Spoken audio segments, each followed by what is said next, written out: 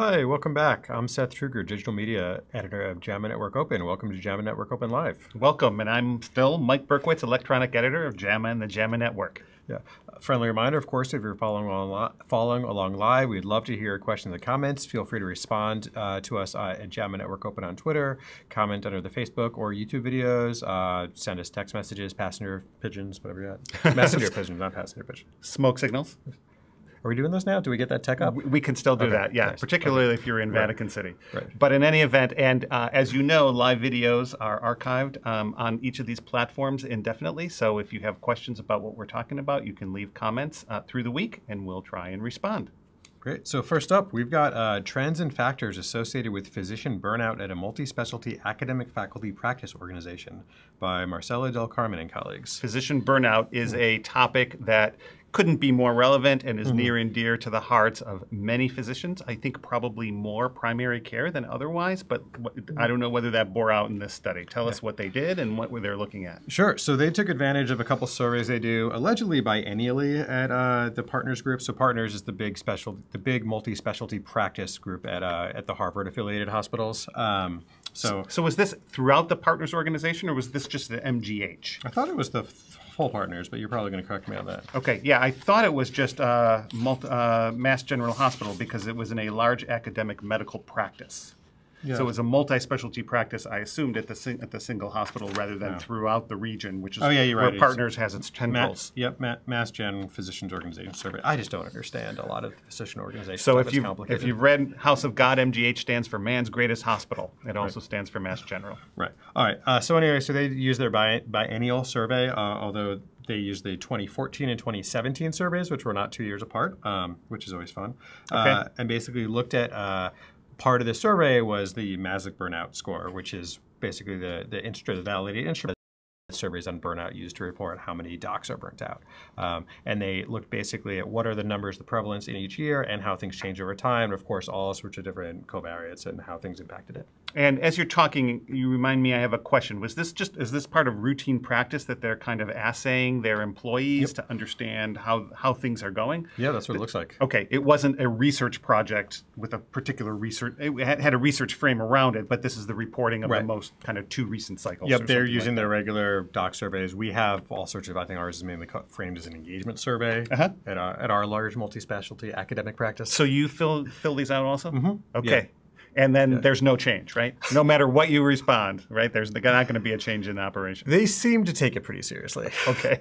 In any event, before we get there, tell us a little bit more about this study. So unfortunately, and not surprising, compared to a lot of other things that have been out in the atmosphere for a while, there is a lot of burnout, and it seems to be getting worse. They found that basically 40% of docs in 2014 and nearly 46% of docs in 2017 reported high rates of burnout. And the way that they defined this was there were 3 subcategories of burnout. And if you were high enough in 2 out of 3 of those, then you were classified as being burnt out. Or showing signs of burnout. Those 3 categories were high exhaustion, high cynicism, and low professional efficacy. Low professional efficacy, meaning like nothing I do makes a difference. Right, exactly. Okay. Right, as a, I don't know, the little icon I like to use in the visual object here was of Sisyphus pushing the rock up the mountain just for it to roll back down again. Right. The classic Greek myth that was written about by Albert Camus in a 1967 essay that kind of brought Sisyphus into the Western imagination. In any event, so is that the study? Is that the 6% increase? Is that kind of the take-home message? Yeah, that's the main thing. They did look at a bunch of different things that kind of other associations. Not only is the prevalence high and increase there, but some other things they looked at were, say, how far out of training the docs were. They found the docs who were 10 years or fewer out of training had higher rates of burnout. Docs who had been working longer, so 30 years or more, had lower rates of burnout, which is interesting compared to the reference groups in the middle. Right. And I guess the groups from 20 to 30 years were also about equivalent. We're in the middle there. Because that 6% is obviously going in the wrong direction, and 40% seems high. But a 6% change over this period of time didn't seem like a huge amount to me.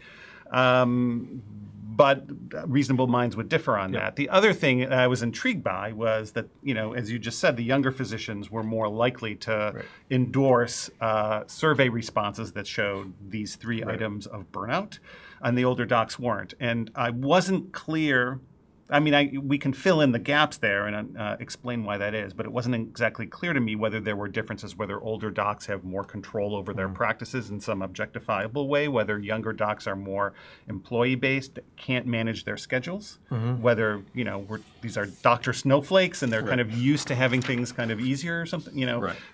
Was there any of that kind of teasing out even descriptive demographic information about those groups in this paper? Right. So some interesting things they found was that, you know, they overall, when you look at some of the individual characteristics that the docs reported about their practices and how they felt about it, there were some pretty good signs. Some 90% were satisfied with the quality of care they provide. 85% were happy with their relationships with peers, with opportunities for consulting their peers, with their schedule and call coverages at 70%. The unhappy things were like administrative support and what else? Work satisfaction, control over schedule was also going in the worst direction. And also the not so great numbers on opportunity to have an impact on decision-making processes affecting day-to-day clinical practice, as well as worsening satisfaction with the amount of time spent on administrative duties, which is increasing to 28%. Okay. So I think one of the other potentially artifactual things about the older docs doing better was that the older docs have a much longer period of time to leave practice. The unhappy ones are probably more so it's like a practice. selection or even a competing risks thing, right? Right, exactly. Yeah, I would suspect that docs who are unhappy with medical practice for decades are more likely to self-select out than those who've only been doing it for fewer than 10 years. Right. And there certainly might also be changes in expectations about what clinical practice will be like, how the environment's changed. We all might be young little snowflakes. Right. You could be grandfathered into your working conditions or something. I mean, we could speculate endlessly. I just, I felt, I may have missed it in this paper, but I thought if they could have, that was really an intriguing finding to me, and I thought if they could have teased out and described if there were differences, meaningful differences between younger and older physicians in some of their practice characteristics in terms of their specialty designations, we might be able to understand why that is. Certainly, I don't think that there's no loss of young people applying to get into medicine, to get into medical schools. There's been an explosion of new medical schools in the United States. We're still not sure what the effects of that are because they're all relatively new. So yeah, but to that point, so the year that I applied to medical school was the first year it was more competitive than the year before, since like a decade and a half before that. Oh, really? Okay. And I believe it's gotten more competitive every year since then. Okay. So not only are the numbers in the schools going up, but med school, my understanding is, and I'm certainly not an expert in this area, is that it continues to get more and more competitive to get into med school as well.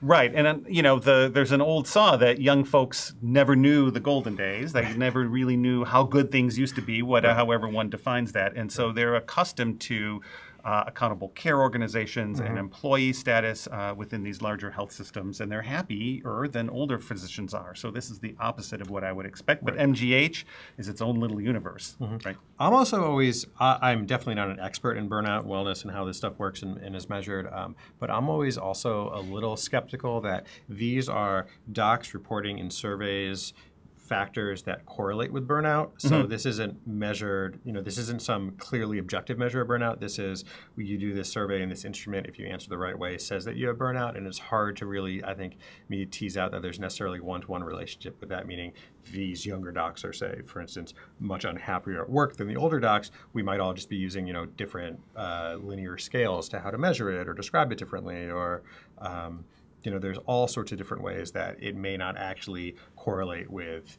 more concrete methods of burnout. Got it. So I'm going to have to admit something. Two things. One is Min's joined us. Hey, Min, thanks for joining us. Pleasure to see you, as always. And number two is I'm getting a little burnt out on this conversation about burnout. I will say that I've talked up the JAMA Network Open podcast, the editor's audio summary. This article is discussed by Fred Rivera and Steve Finn, deputy editor. So be sure to go to our website or go to any podcatcher that you use to listen to your MP3s and listen to it. And I'm going to say one more thing is that the findings said an institution-wide process was mobilized to address and relieve these findings. And I didn't see any mention of that in here. Yeah, well, I will say one other thing is Z-Dog MD, who I've heard you talk about before in positive ways. I'm a Z-Dog fan. He had about a week and a half ago, he released a video talking about burnout and how basically the way we talk about burnout is kind of silly and wrong. And that really what we're describing is docs who are being essentially abused in a system that is abusive, and then having some sort of kind of, what do you call it? Was it not moral hazard? I don't know, like moral outrage, or basically that, it's not that docs aren't resilient enough and therefore are getting burnout, it's that the system is basically wringing a lot of goodness out of docs. Sounds right. Yeah. Z-Dog is Zubin Damania. He has a vodcast, really, or a vlog out of Nevada. I think he's in Reno or maybe he's Las Vegas. He was in, I thought he was in Vegas for a while, but his practice, unfortunately, the practice is a right. whole thing. Anyways, check him out on YouTube, and we'll go on to the next. Yeah, and we'll link to his video as well, of course. Okay, right. Great. What do you have next? All right, well, now patient-level burnout. So trends and patterns of geographic variation in opioid prescribing practices by state in the U.S. from 2006 to 2017 by Lynn Schreiber and colleagues. Okay, so we have a strong collection of opioid articles in our journal, and my eyes and mouth tend to turn into the O of opioids when I hear we have another one. But this was pretty impressive. I was pretty, I really like this paper a lot. Yeah, it's great, and it's from the CDC. CDC has really good data on this stuff. It's really good analysis with this stuff, and it's nice to see an opioid paper that's not all doom and gloom, which is nice because basically what they did is essentially look at the pharmacoepi of how is opioid being prescribed over this essentially decade using the IQVIA database. And if you look at Figure 1, you can see Wait, you said IQVIA database. That's going to sound like a weird disease. Just tell people what IQVIA database is. It basically prescribing. It aggregates retail prescription data from about 95 or 98% of all filled prescriptions in the United States. Yeah. So it's really a near total capture of the opioid activity. It misses the VA, it misses other kinds of things, but it's really a reliable data source. Okay, thanks. And also, if you really get into the weeds, it's the IQVIA Exponent database, and I don't know what that means. Okay. Anyways, so they looked at all these prescriptions over really the decade, 2006 to 2017, and? Yeah, and they showed that basically there was an increase in opioids, and as the epidemic got more and more attention around 2016 or so, there was actually a decrease in opioid prescribing along a number of measures. And most of the signs in the last couple of years are actually looking pretty good. If you look at Figure 1, you can see that the overall morphine milligram equivalence, which is kind of a standard way to measure opioids as a whole, goes up and then goes down after 2010 or 2016. The mean duration per prescription actually goes up, which is probably mostly because short prescriptions with 3 days or less has actually gone down quite a bit. So basically, docs like me who see people for acute unscheduled care have gotten much better about not giving short bursts of opioids, which, if you remember, was it November, JAMA published a systematic review and meta-analysis of opioids for non-cancer chronic pain and shows that there basically is no benefit, or a very minimal benefit in symptoms that's outweighed by all the side effects, et cetera, and that we're probably getting better about not just giving somebody 3 days of opioids for their chronic back pain. Got it. Okay, so this is an awesome pharmacoepi study, and it does what I think a lot of investigators should do. It presents the data as meticulously as possible and says, these are the baseline for the states. Now you guys decide kind of what it means and what policies should follow. And I assume that they are able, as the CDC, to provide the data sets to the individual states if they want to interrogate it themselves, and if they haven't already. But what's missing from here, inevitably, is the patient, right? We don't really know what this means. I mean, you're giving a real good clinical frame that you're not, in your practice, in your health system, you're not giving out these short kind of less than 3 days supplies in the ED, and that's why the duration went up. But it's hard to know, are patients being kept from pain medications that they need? Is their pain controlled? There's no way to answer that here, but that's always going to be a question that surrounds policy and it surrounds these kinds of epidemiologic data. Right. Back to social media quickly. Min chimed in with a couple good thoughts. First, he got the phrase I was missing, which was moral injury instead of burnout, and does confirm that Z-Dog is in Vegas and that all we talk about is guns and morphine. And sorry, Min, I do not know how the OxyContin maker court case is going. But I think another thing that to kind of reinforce your point is there's a ton of state-to-state variation in all of these different trends. So we can see some, there's some colors that show up regionally. There are definitely some patterns, but there's definitely a lot of kind of local and regional variation in all of this pharmacoepi and how people are prescribing and how that prescribing is changing. Right. And again, as you say, it's really hard to know whether it's appropriate or inappropriate prescribing or deprescribing. It's really easy to just not prescribe anybody anything, and some people do need opioids for pain. Right. And the other thing that's surprising, and then we can move on, to me, is that, we have all of these either messages or stereotypes about the Rust Belt, kind of Western Pennsylvania, Ohio, West Virginia, as being kind of the epicenter of this epidemic. And it doesn't seem to be necessarily where the action is. There were kind of hot spots in Nevada, Oklahoma, Arkansas, Tennessee, and Alabama. Some of those may be less surprising, but it's a slightly different kind of state variation than I've been accustomed to hearing about, at least in popular consumer and news, and also kind of the research that we're publishing. So that's interesting. Check it out on our website. Yeah, take a look. There's a lot of great data, a lot of really colorful maps. We only showed, I think, half or a third of them. Okay. So next, moving on to a clinical topic, not guns and not opioids, is the, where'd my paper go? Diagnostic accuracy of point-of-care lung ultrasonography and chest radiography in adults with symptoms suggestive of acute decompensated heart failure, a systematic review and meta-analysis by Anna Ma and colleagues. So this is kind of a rare breed for us, at least at the GEMA Network Open Live and maybe in the journal. This is bread and butter clinical topic, right? How to take care of patients. Right. And it's really straightforward systematic review and meta-analysis where they looked at 1,400 studies and whittled it down to 6 to include that looked at basically how does point-of-care lung ultrasound work for finding acute decompensated heart failure. Is mostly in emergency department patients. I think 2 of the studies were in general internal medicine ward patients who had been admitted through the emergency department. Right. They got about 1,827 patients total. And what I found really interesting was they didn't just look at point-of-care ultrasound versus some sort of gold standard. They also looked at chest X-ray because that's kind of the, even though it's not the gold standard, it's kind of the, status quo standard. Right. Or the practical gold standard on a day-to-day usage. Right, but to be clear, they said 5 of the 6 studies used expert medical record review as the reference standard, and then the 5th used echo, BNP, and chest X-ray criteria. Right, and that's honestly, I think one of the things they did well here, and one of the things that makes this topic so complicated and difficult, and why we have to have systematic reviews and meta-analyses of these, is that it is really hard to find a gold standard for did this patient have acute decompensated heart failure? Is this patient fluid overloaded? Volume assessment of patients is really, really hard to do. Most of the time, we're able to do it kind of with our clinical acumen and be pretty happy that we're correct, but it is really hard to define a gold standard or know if we're not right, especially at any individual point in time. Right, at least non-invasively. Right. Even invasively, it's really hard. Okay, because I'm not floating central catheters and measuring intrapulmonary pressures. Well, I mean, this is well before my time, but Pac-Man basically showed that, and some other studies, but I just like Pac-Man, that pulmonary artery catheters just aren't very helpful. I'm doing the Pac-Man noise. And I am young enough or old enough to have seen a handful of swans floated in my career.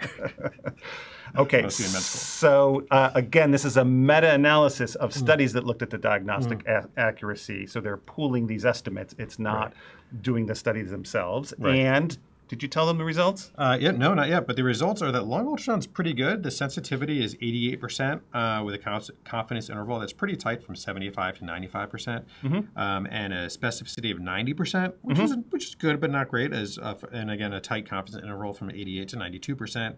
Chest X-ray did worse, so 15 points worse on sensitivity, 73% from 70 to 76%, and the specificity was comparable at 90%, which is really, really interesting. And basically, their main conclusion was that if you do point-of-care ultrasonography, you will correctly identify 15 more cases per 100 of acute decompensated heart failure without any false positives, which is about right. Okay, that's interesting. So let me first ask you a clinical question, and then I'll go off a little bit on the methods. So what are they looking for? Is this pleural effusion, or is this pulmonary edema within the tissue, intraparenchymal within the tissues? They're looking for pulmonary edema. And if we can show the video, they're looking for B lines, which is one of those things that's great about point-of-care ultrasonography. You're not looking for wall motion abnormalities. You're not looking for really technical stuff. It's, are these straight lines that are really obvious there or not? It's just very simple. And what a straight line ultrasonographically is a B line? Is a B line, And does a B line indicate edema, or does it indicate the normal function? Edema. The B lines, if you have B lines, you're much more likely for it to represent pulmonary edema. Okay. One of the interesting things in the study was, not surprisingly, there was variation in the sensitivity across the different studies. And according to their analysis, it basically all came from the different thresholds they set for how many B lines and how many places they saw. So the fact that there's heterogeneous results in each individual study actually consistently makes sense across the studies. It's not that the operators are better or worse. Okay. Which is pretty interesting. And so I was raised in my era on curly B lines, which were chest radiograph findings. Right. Is that the same thing as B lines on ultrasonography? I think the etymology is there that the B lines are supposed to be derived from the curly B lines. Got it. Yeah, it's just when there's fluid in the lungs, the pulmonary edema just kind of makes this linear artifact that goes down, and it's really easy to spot. If anyone's watching and knows your radiography or radiology, and you can let us know. Leave a comment and we'll get to it.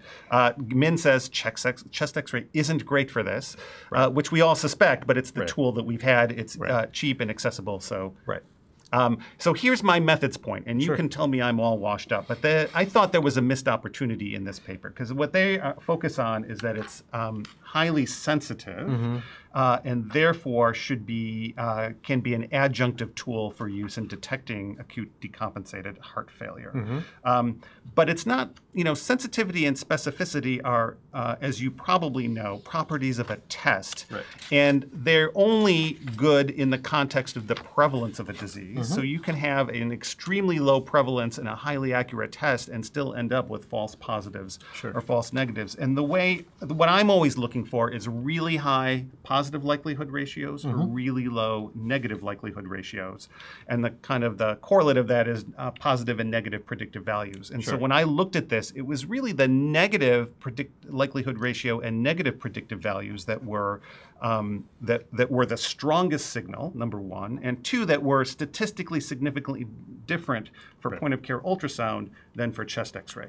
Yeah, and these LRs are do you have more? I do, so let me just follow that up. So my point there is that I read this to mean that point-of-care ultrasonography is great for ruling out for ruling out the disease rather than for detecting that it's there. It's spin and snout. Snout is sensitivity. It's good for high sensitivity is good for rule outs, and high specificity is good for rule ins. Yeah, and if figure 3, sorry, we don't have the slide for this, but figure 3 shows these the likelihood ratios, and for chest X-ray, the positive LR is 7, but it's very wide from 2.7 to 20. And for lung ultrasound, it's 8.6, and it's tighter from 7 to 11 is the positive likelihood ratio. So basically, if you see the B lines, it's almost certainly pulmonary edema. But those... Okay. Then the negative likelihood ratios, which I find, again, like you said, I found clinically myself very helpful. Chest X-rays, its negative likelihood ratio is only 0.3, and lung ultrasound is 0.14 with fairly tight confidence intervals, which is, to me, the most helpful part. Exactly. And those confidence intervals are borderline overlapping, but barely overlapping, which means that's where the statistically significant difference might lie. It's not in this particular kind of aggregation of the data, but that means that a negative test gives you confidence that the person may not have acute decompensated heart failure, but a positive test by these data doesn't necessarily clinch the deal. And that's what I found helpful, where most patients we see in acute decompensated heart failure are pretty obvious. It's clear. They've got a history of heart failure. They've got clear bilateral edema. They've got rails all the way up. It's pretty clear most of the time. The times where it's unclear, for me, it's most helpful to cross out things on the differential, because a lot of patients have more than one problem going on at the same time anyway. So to be happy that they don't have pulmonary edema, for me, is very useful, which this bears out. And those are the cases that stand out for me, where I remember a patient a few years ago who had just gotten an antibiotic for what was a pretty clear pneumonia, and then how it was probably an allergic reaction to that antibiotic. And the timing wasn't right. It did not upright. It was very strange. It was, did the patient just go into heart failure when we were treating him for pneumonia? And threw the lung probe on there, and it was, you know what? No, there were no B lines. This is very unlikely to be heart failure, and helped direct care away from that and focus on other parts of the differential. Great story. And to kind of zoom out for a minute, one, like we don't get that many studies of diagnostic accuracy. So this line of research is awesome. And these, these handheld devices, these portable ultrasounds are way out ahead of the research, right? I mean, people are using them in EDs and on wards, and all the evidence points towards their usefulness in clinical decisions, or at least in clinical diagnosis, if not clinical decisions. But putting a fine point on it in terms of defining accuracy is really something, a huge area of research that people need to be adopting and kind of pushing through. So kudos to Anna Ma and her colleagues who did this work. Yep, and a couple other people made some good points. That Min adds that asthma and acute pulmonary edema are the condition that POCUS can help differentiate very quickly. Again, they both look clinically similar in a lot of different ways. Right. But if you don't have B-lines, it helps to point one direction. Especially a lot of patients have both lung and heart disease at the same time. And also, Min points out that chest X-ray is a little bit difficult to do serial exams on. Point-of-care ultrasound is really easy. It's basically, I want to word this perfectly because a lot of people get very specifically angry about this, but it's basically a very useful adjunct to a physical exam and is very easy. You should be like, Right. there aren't B-lines now, and we've given them how much fluid or Lasix or whatever it is. Right. And doing more exams over time is very easy and low burden compared to ordering chest X-ray, calling radiology, having the chest X-ray technician come back, moving the patient, repositioning them, getting the images uploaded, et cetera, et cetera. Right. Just so you know, JAMA Internal Medicine, I think in 2017, published a kind of its own systematic review, much more broader than this highly focused and appropriately focused question, but it was kind of probably a narrative review of the use of kind of point-of-care ultrasound for detecting ascites and pleural effusions and so on. So check that out. Just do a search for that. And the direction this is going, I assume, is having these devices and apps on our smartphones, like even more mobile and more smaller. Eric Topol, who's a friend to the journal and on the editorial board, is a huge advocate of the use of technology to improve patient care. And he's argued for a long time that insonation, which is the use of basically ultrasound, a portable echocardiogram on your phone, is much more appropriate and should be used more regularly than a stethoscope. Yeah, stethoscopes are useful for lots of things. Like, for me, I found them really helpful for wheezing, for putting on the show for the patient and looking like I care, and also for preceding questions about whether or not the patient smokes. Right. Well, you can't diminish its cultural potency as a symbol of medicine. Right. Absolutely. And I would say also the other thing is, even if the ultrasound doesn't have perfect test characteristics, they're pretty good. And when you look at individual physical exam characteristics or individual biomarker tests, they're usually not that good. And the fact that ultrasound is basically one big fixed cost and then has a million different applications, especially procedurally, any little use is basically gravy. Right. So we probably shouldn't go in this direction, but I'm going to dip my toe in the water, which is to say no hospital is going to treat this as a fixed cost, and they're going to amortize it over the total billions of patients who it's used on. They're going to charge as much as they can. Oh, well. But I mean, at least in the U.S. healthcare system. And that's what I'm concerned about, is that people rapidly adopt this technology. It's probably diagnostically accurate, but it could contribute to a rise in healthcare expenditures. But it's not like we need to buy one ultrasound for bedside echo, one ultrasound for lines, and one ultrasound for ascites. And there's lots of reasons I can use that ultrasound machine that's already in my department. So each individual use of it being, marginally helpful, we've already got them there. We're already running them. We're already doing those costs. We actually don't bill for point-of-care ultrasound, which is great. You don't? No. Awesome. Which is complicated. It's only a matter of time, I imagine. Right. Yeah. One of the things that's great about it for me, where I'm in a teaching institution with fantastic residents, and the resident tells me, a story about a patient with belly pain and their plan. And most of the time, our residents are good and they know what they're doing. And really, all I need to go in the room is, oh, hey, how are you doing? Poke, poke. But if I McBurney's point. Right. Exactly. But if I use the ultrasound and we're not charging for it, so it's essentially free, it forces me to be doctory. I have to spend time with a patient and well, that's awesome. Knobs and people are usually impressed. Oh, look, there's your kidney and there's your liver. How to look? I don't know, but they're there. So it's a different form of therapeutic touch. Right. And in many ways kind of forces my hand into being present and looking like a doctor in a bunch of good ways. Okay. Well, your patients are lucky to have you and your ultrasound machine. But only because we don't charge. Right. Exactly. Until then. Right. All right, so that's it for these 3 papers. Of course, you can read these at JAMAnetworkopen.com for free, where they're open access. There's a number of others that came out this past Friday. A couple quick hits. In Canada, they found that patients who have substance use disorder and have criminal records are less likely to go to the hospital during times of methadone, or when methadone was available in Canada. So basically, I think it was big province level policy that determined whether or not methadone was available, helped keep patients with substance use disorder and criminal convictions out of the hospital for acute medical reasons. Did they take it away?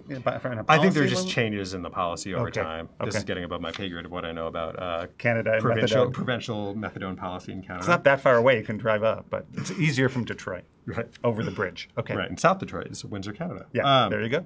Next, association of light physical activity measured in older women with cardiovascular outcomes, and basically, it helps. Yeah, it helps. The bottom line is there's basically no dose of physical activity that is worse than doing nothing for most people, and that just because you can't exercise optimally the way everybody recommends you should, doing a little bit is helpful. Got it. Those papers are like catnip. People love good news about fitness. Right. Absolutely. What else we got?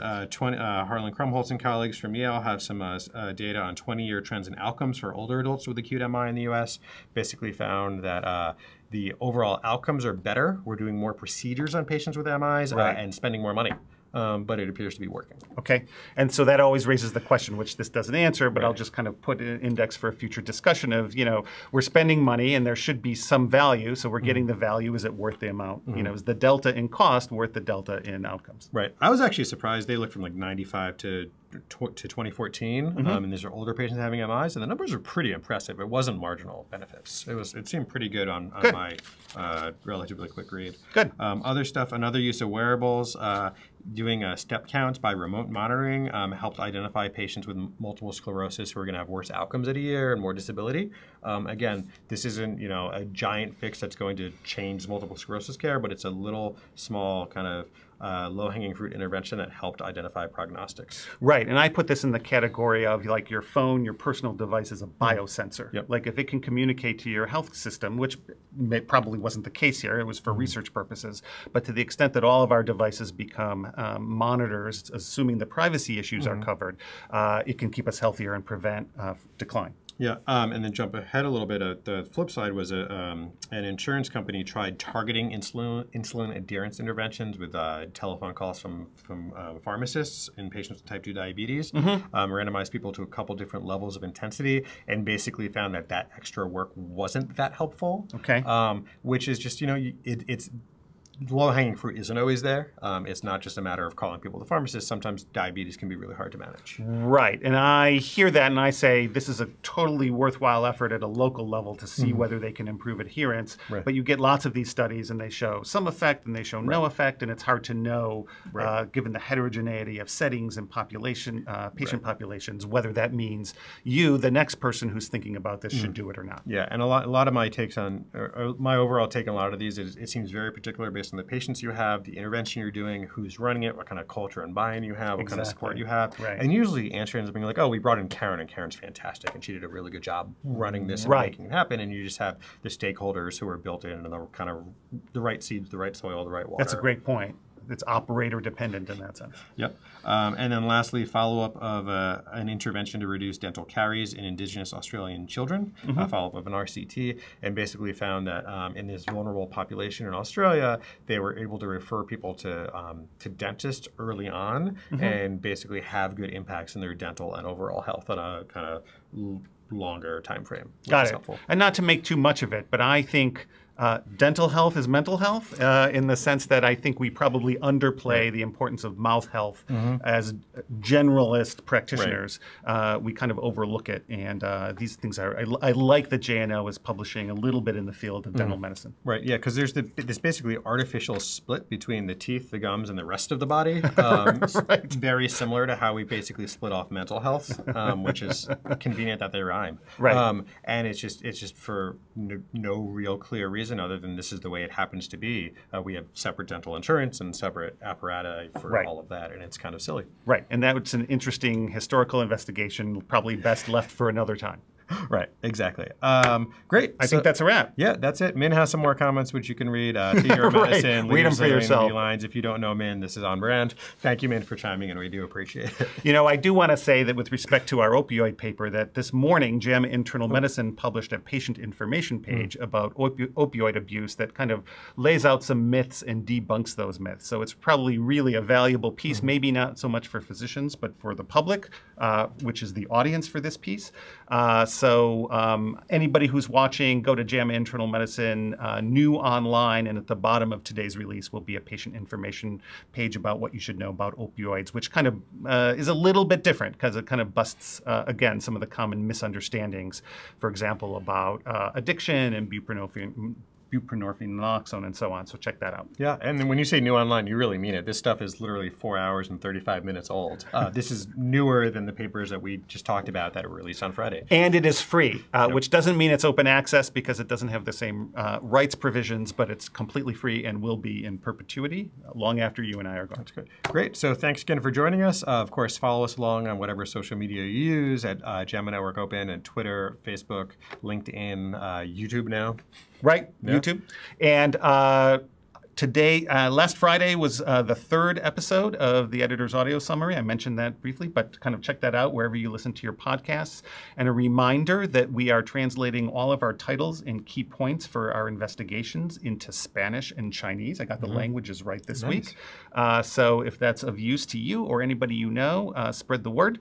Right. And our new release will be on Friday, 10 a.m. Central Now it's Central Daylight Time. Summer is daylight time. Summer is I always get which one's mixed up because it seems like the changes in the fall, but this is what's abnormal. So the trick is just to say Central Time. Central Time. And it's always correct. Right. And I would say, so I guess it's GMT minus 5 now. I don't know. I would just Google it. But okay. Yeah. But unfortunately, we are taking a break next week for the simple reason that I will be on vacation. Okay. So we will see you in a fortnight or a 12th night. Thanks for joining. See you soon. All right. Take care.